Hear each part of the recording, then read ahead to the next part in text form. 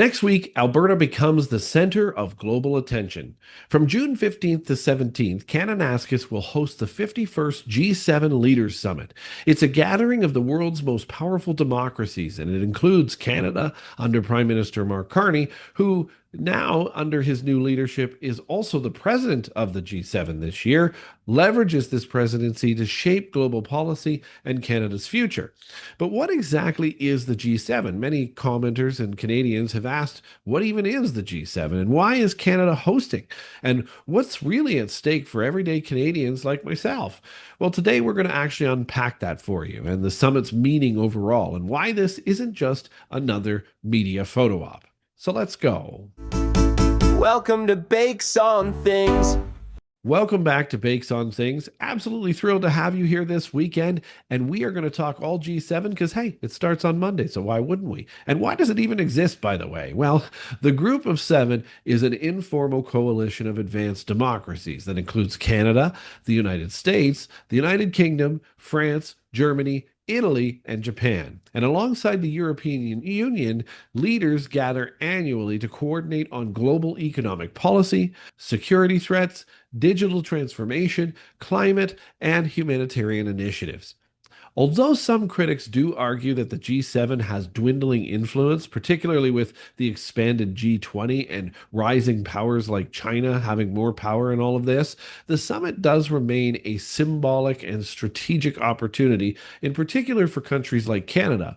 The G7 still matters because it demonstrates solidarity among Western democracies, and we know right now this might be a meeting we truly need just to let cooler heads prevail in Western democracies.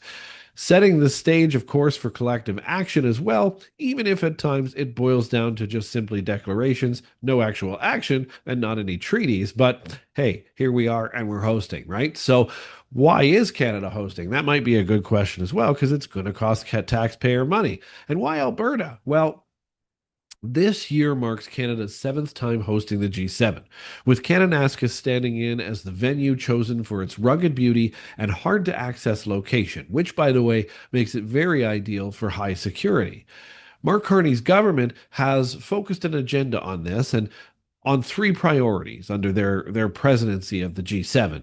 And that's protecting communities, advancing energy security and digital growth, and enhancing global partnerships. Hosting in Alberta allows Canada to situate its agenda right in the heart of its energy sector, signaling intentions to reconcile fossil fuels, climate goals, and Indigenous interests. It's a backdrop that marries both symbolic grandeur with practical relevance. Now, meeting global leaders on traditional Treaty 7 territories amid mountains, yet close to key infrastructure, well, it's a calculated move. And it's a calculated move to show Canada balancing tradition, security, and of course, ambition. Now, we all know that Mark Carney's all about symbolism and no action. So this is going to be really, really interesting to see what comes out of this. Let's figure out who will be there and who has been invited, because some of this is very controversial. So, number one, expect attendance from all core G7 leaders: Carney, US President Trump, UK Prime Minister Starmer, Germany's Merz, France's Macron, Italy's Meloni, and Japan's Ishiba. The European Union will be represented by Antonio Costa and Ursula von der Leyen. I hope I pronounced that right. But Canada didn't stop there. Carney has also invited leaders from India, Mexico, Brazil, South Korea, and Australia. Ukrainian President Zelenskyy is also scheduled. This is a powerful gesture of global solidarity amid ongoing conflict, but it has also created a bunch of controversy. This expanded guest list signals Canada's ambition, transforming the G7 from a Western powerhouse to a more inclusive forum capable of addressing many big world issues and broader global dynamics. But is this the right call? And is this the right solution? It really might come down to the agenda highlights and what they're going to be talking about while they're there. So, Canada has laid out the agenda, of course, being the president this year, and Canada has laid out its agenda under three main themes. First, there's global security and community protection, which includes coordinated approaches to wildfires. Interesting because they've disappeared from our news lately. Transnational threats and military robustness. Expect heavy Ukraine focus as well, with Zelenskyy there, and focused discussions and potential pledges for additional funding or equipment. That one could sting, and we could be in for a lot of anger starting next week. Second, energy security and digital transformation will dominate as well. Alberta's oil and gas sectors will be in the spotlight because they'll be right in the heart of Alberta, as will artificial intelligence, quantum computing regulations, critical supply chains, and climate collaboration. Third, building global partnerships is key, and with initiatives targeting infrastructure investment, including trade diversification and Indigenous inclusion, this is all going to be extremely important to talk about. When synthesized, these themes do translate to discussions about Ukraine, Gaza, middle power, democracy or diplomacy, and trade resilience, artificial intelligence, oversight, and energy investment, and Indigenous rights as well, all under one roof. So, with all of that happening, how does that differ from past summits? Let's unpack some of the historical impact. Has any past G7 produced real actual change? Absolutely. But they weren't jam packed with so many additional guests. Think back to Canada's 2018 summit in Alberta, which generated meaningful breakthroughs, sweeping oceans plastic charter, gender equality actions, and strong commitments to defending democracy through the rapid response mechanism. In 2010, Stephen Harper spearheaded a child and maternal health initiative that raised $7 billion globally. The 2021 summit in Cornwall endorsed a minimum global corporate tax, and 2023 in Hiroshima reaffirmed Ukraine's backing with a bold and somewhat controversial economic coercion statement. Now, it isn't always monumental. Some summits fade into spectacle and grandeur with grand documents and unspecific promises, but minimal follow up. This is more what we probably can expect from Mark Carney. I wouldn't be surprised to see things like 2018 in the Charlevoix summit, which revealed deeper fissures on tariffs, and critics lambasted speeches on climate and fairness as completely empty rhetoric. So, yes, G7 summits have delivered, but when leaders follow through. And we haven't seen Mark Carney following through on very much at all so far. But inertia and hype often dominate in these things, and the question in Alberta is whether Canada will break the pattern of ceremony and pomp or simply recite it once again. And if the indication from the King's Throne speech is any idea, it's probably going to be the latter. Now, why you should actually care as a Canadian citizen? Why am I doing this episode today? Well, what does the summit mean to you in practical terms? Well, if Canada successfully negotiates commitments on AI regulation, expect some momentum to flow into domestic legislation, privacy measures, and industry funding. If energy agreements include green infrastructure or fossil transition plans, those decisions might actually shape getting pipelines done in Alberta's future and affect whether it's pipeline approvals or actually production of pipelines, or it might even stimulate new clean tech industries in the pipeline area. This could all be a relatively good thing if somebody takes action. Regarding Ukraine, this is a tougher one. Canadian taxpayer dollars have been funneling to Ukraine for years now, and they may be leveraged again or redirected.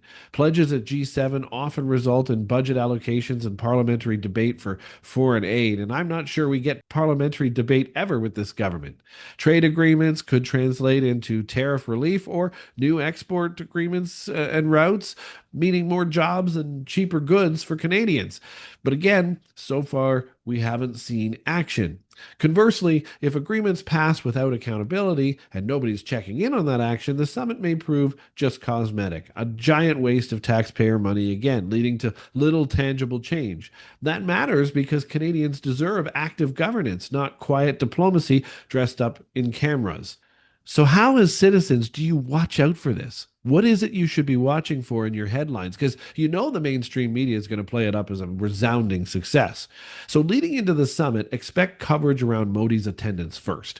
The optics of Zelenskyy in Alberta are going to matter too, and diplomatic tensions surrounding these invitations are going to take front and center at first. Files to focus on include Ukraine funding pledges, AI recognition and frameworks, energy security agreements, texts, and Indigenous representation commitments. That's what to look for as the summit progresses. But post summit, the final communique and summit announcements are absolutely critical to whether this matters to you one iota or not. Canadians should scrutinize whether there's legally binding language in any of this, budget markers for being included in what we hope will be a fall budget, or parliamentary follow up scheduled as well. Or if it's just a glossy press release like every one of Mark Carney's bills so far. There are summit risks, and there's definitely possible pitfalls from this G7 summit. With tight security, protests in Calgary are likely, particularly concerning political interference from India, especially with Modi here. And continued fossil industry activism is likely on the menu. That leads to political and diplomatic risks, of course. Inside national divides may emerge between Canada's energy provinces and other G7 members urging climate leadership. We could see a little bit of bickering. The EU and the US could surface divisions again on tariffs or trade policies. It really is going to depend on Donald Trump's behavior next week, but the deeper risk emerges after the cameras leave. The summit only matters if existing. It doesn't really matter any other way. So, if any of these policies are acted upon or action is taken, then great. But it's really about a call to accountability. As citizens, we shouldn't treat this summit like a movie. We must ensure it translates into action, laws, budgets, oversight. After leaders leave, demand domestic follow through. Press your MP as always. Did we get real Ukraine support? Do we need to support Ukraine at all? Are there AI or energy tables at home? Is Indigenous inclusion embedded in this? And are we going to actually take action on it or just keep talking about it like liberal governments do? By approaching the summit with scrutiny, not applause, we hold Canada accountable and deserve better outcomes. It's going to be an interesting few days next week for the G7 summit here in Canada. I'm not sure what we're going to get, but if I had one prediction, it would be this: that we'll get a whole lot of talk, a whole lot of press conference, a whole lot of press releases, and not a lot of action. Because the man who runs it is all about talk and hearsay and nothing more. And that's Mark Carney. Thanks for watching Bakes on Things. I hope you have a great, wonderful weekend. Don't forget to like, subscribe, and comment. That helps the channel and the algorithm. And if you could please share this video to anyone who might be interested in it, that would be wonderful as well. But for now, I'm Chris Baker for Bakes on Things. We'll catch you again on Monday morning.